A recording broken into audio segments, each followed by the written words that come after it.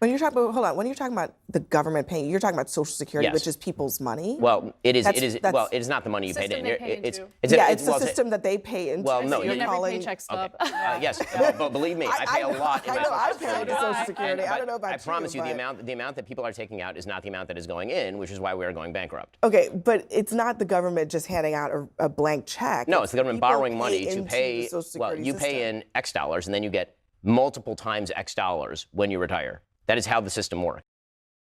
In today's video, Abby Phillip absolutely destroys Ben Shapiro in a heated debate about Social Security on Newsnight with Abby Phillip. The reality is Social Security isn't some handout. Workers pay into it their whole lives, and it's the most successful anti-poverty program in U.S. history. Without it, nearly 40% of seniors would be living below the poverty line. So let's dive in and watch how Abby Phillip shuts down Ben Shapiro in this heated debate on Newsnight with Abby Phillip. I mean, the life expectancy, if you make it to 65 and you're a dude, is now 83. So the real question that I was asking is, when should the government pay you to retire? Which is a sort of different question than when should you retire. When you should retire is sort of a personal question, and also depends on your definition of retirement. I don't think that, you know, if your goal is to be 65 and sitting on a beach for the rest of your life doing nothing, that the social science tends to say that's not very good for you. You actually should be involved in your community and get involved and still have a side job and all the rest of that. But if we really believe that we can't raise the retirement age and we're never going to change that, we will go bankrupt. And all the talk about cutting at the margins, you know, whatever Doge is doing, that's not going to touch the real driver of the systemic debt in the United States. Women are living to 85 if you make it to 65. Men are living to 83 if you make it to 65. That's 20 years on the public dime. When you're talking about, hold on, when you're talking about the government paying, you're talking about Social Security, which is people's money. Well, it is. Well, it is not the money you paid in. It's the system that they pay into. Well, no, you're every paycheck stub. Yes, but believe me, I pay a lot. I know I pay into Social Security. I don't know about you. I promise you, the amount that people are taking out is not the amount that is going in, which is why we are going bankrupt. Okay, but it's not the government just handing out a blank check. No, it's the government borrowing money to pay. Well, you pay in X dollars, and then you get multiple times X dollars when you retire. That is how the system works. It is not a lockbox. This is what Al Gore was arguing about in 2000. The other part of this, though, is at 65, right? I mean, yeah, you might be in great health.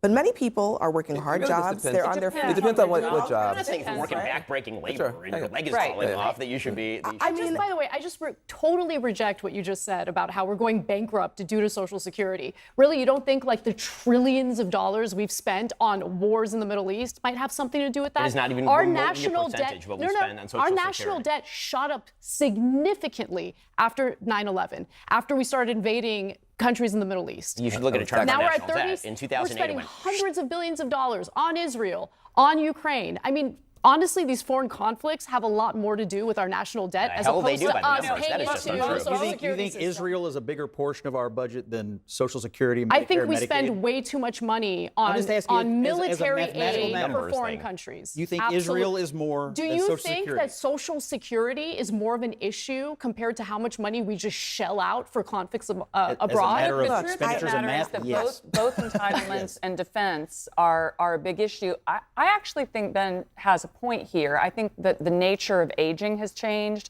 I think retirement is evolving. I mean, you know, my husband is 71 years old. He's still writing books. I'm 55. I hope to work for another 15 years at least.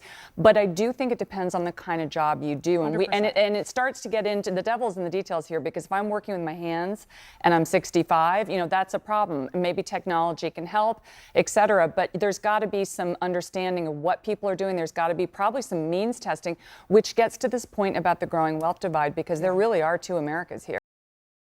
See, this is where Ben Shapiro's argument really falls apart. He talks about Social Security like it's some handout, but that's just not how it works. People pay into it their entire working lives, and for millions of seniors, it's the only thing keeping them out of poverty. Without Social Security, nearly 40% of older Americans would be living below the poverty line. That's not theory, that's data from the National Academy of Social Insurance. And let's be real, the so-called bankruptcy crisis is political theater. The Social Security Trust Fund is projected to pay full benefits until the mid-2030s, and even after that, incoming payroll taxes would still cover about 75% of benefits unless adjustments are made. The easiest fix? Lifting the payroll tax cap. Right now, billionaires stop paying into Social Security after about $168,000 in income. That means someone making $1 million a year pays the same into the system as someone making $168,000 a year.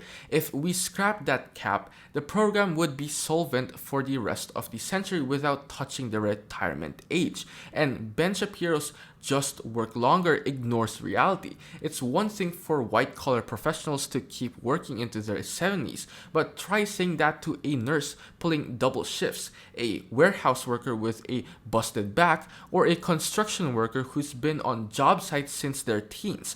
Life expectancy might be higher on paper, but lower income workers, the very people who rely on Social Security most, often don't live long enough to collect it fully. Now, there's a video of Ana Kasparian and Cenk Uygur reacting to this very debate and breaking it down and giving more insight. So let's take a look at that video. I just totally reject what you just said about how we're going bankrupt due to Social Security. Really, you don't think like the trillions of dollars we've spent on wars in the Middle East might have something to do with that? It is not even our national debt. Of what we spend on Social our national debt shot up significantly after 9/11, after we started invading countries in the Middle East. You should look at a chart. Now we're at 30. So it's kind of hard to hear because we're talking over each other, but he said at the very end, you should look at a chart of our national debt. And I took his advice, so let's take a look at a chart of the national debt and see where it shot up. Oh wow, would you look at that? Using data from the Federal Reserve Bank of St. Louis, this chart shows how U.S. spending, or I should say the debt, really shot up exponentially beginning in the early 2000s. Gee, I wonder what happened then. So the last time the United States, by the way, had a budget surplus, not a deficit, not a debt, budget surplus, was when President Bill Clinton was leaving office in 2000 and George W. Bush was coming in. So obviously Social Security wasn't bankrupting the country. We weren't dealing with debt at that point. And Social Security was already, a well-established, program. So what changed in the early 2000s? What could it have been? Well, here's Senator Bernie Sanders. This is a speech he gave on the Senate floor in 2012, basically taking us down a trip or taking us on a trip down memory lane. Take a look. President Bush assumed office, and within a few years, we were fighting not just one war in Afghanistan, but another war in Iraq. And many of the deficit hawks today, the people who tell us, oh, gee, we've got to cut Social Security and Medicare and Medicaid and nutrition and education. We got to cut. When asked to pay for those wars, they had nothing to say. Nobody knows exactly how much these two wars will end up costing, but the guess is that by the time we take care of the last veteran 70 years from now, those wars may run up over $3 trillion, and we did not pay for them to the tune of 1 penny. So understand what Senator Sanders is saying there. He's saying, look, we just keep engaging in conflict abroad, starting wars in the Middle East. There are no pay-fors. We are literally borrowing money to do this. And that is why when you look at a chart of our national debt, you will notice our national debt skyrockets beginning in the early 2000s. This is not rocket science, okay? It really isn't. And so I'm about to get to Scott Jennings in just a moment because, he heard me talk about invasions in the Middle East and it got his dander up about Israel. Ana Kasparian's right to dig into the numbers here, because Ben Shapiro's whole Social Security is bankrupting us line falls apart the second you actually look at the data. The truth is, Social Security has never been the main driver of US debt. In fact, the program is self-funded through payroll taxes and has consistently run surpluses for decades, building up a trust fund worth trillions. That's literally the opposite of what Ben Shapiro is claiming. Where did the real explosion in debt come from? 2 unpaid for wars in Iraq and Afghanistan, combined with massive tax cuts for the wealthy. Studies from Brown University's Costs of War project showed that those wars alone will ultimately cost over $6 trillion once you include long-term veteran care and interest. That's money we didn't have, borrowed on the backs of future generations, while Social Security kept paying for itself.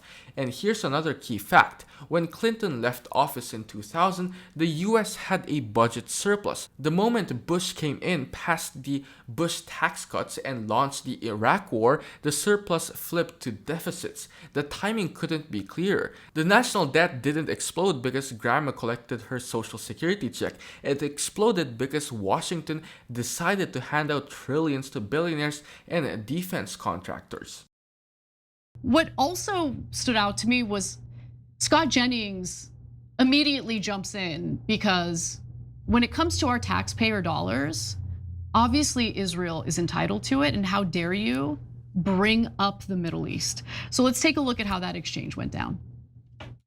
Honestly, these foreign conflicts have a lot more to do with our national debt as opposed to us paying into Social You Security think system. Israel is a bigger portion of our budget than Social Security, Medicare, I think we Medicaid? spend way too much money on just asking you, as a military mathematical aid numbers for foreign thing. countries. You think Absolutely. Israel is more Do than you Social think Security? that Social Security is more of an issue compared to how much money we just shell out for conflicts abroad? As a matter of expenditures and math, that yes. both entitlements and defense are a big issue.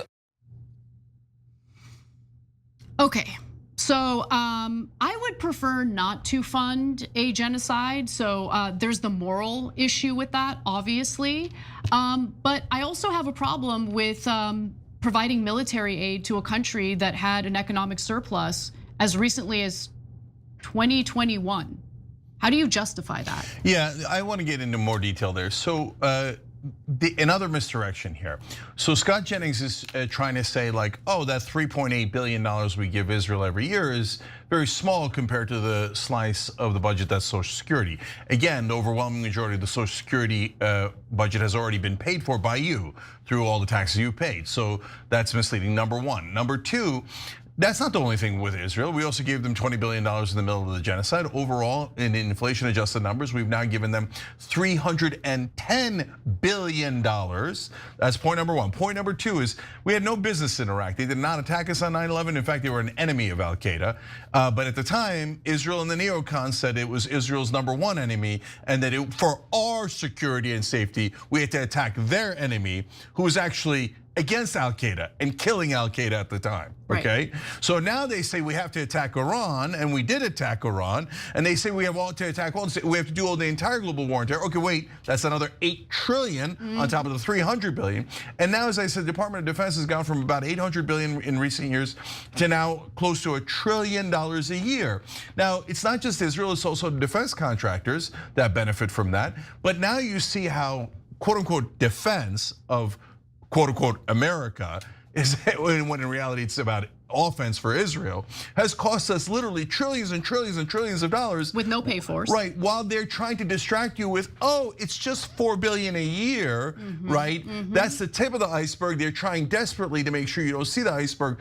Not only because of the size of the iceberg, but also because they're trying to get you to work more years of your life to pay for those wars for Israel. What I love about this moment is that Cenk Uygur doesn't let Scott Jennings play the false equivalence game between Social Security and foreign military aid. Because let's be real, Social Security is self-funded. Workers pay into it every paycheck, and it's one of the most successful anti-poverty programs in American history. Meanwhile, foreign military aid, especially the billions we've funneled to Israel, is just flat out taxpayer money handed over with zero strings attached.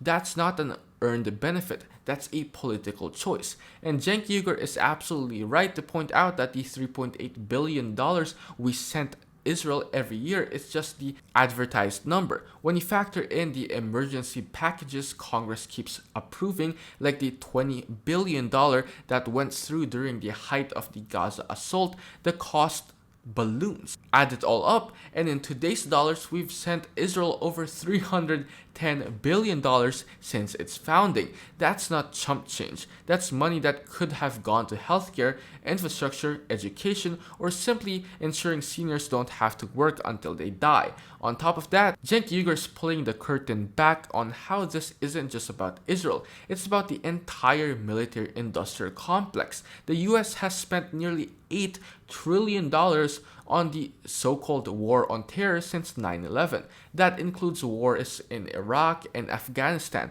both launched under false pretenses, plus proxy wars, drone strikes, and defense contractor bloat. And who benefits? Weapons manufacturers like Lockheed Martin and Raytheon, not the average American worker who's been told Social Security is too expensive. Pause. Are you getting tired of getting half the story from biased news sources? One outlet says one thing and another says the complete opposite. How are you supposed to know what's actually true? That's where ground news comes in. It lets you compare how different media outlets, left, right, and center are covering the same story. So you can see the full picture instead of just the echo chamber. And here's the best part. Click the link in the description and get 40% off the Vantage tier, which gives you even deeper insights into media bias and political trends. Stay informed, think for yourself, and check out ground news in the description down below.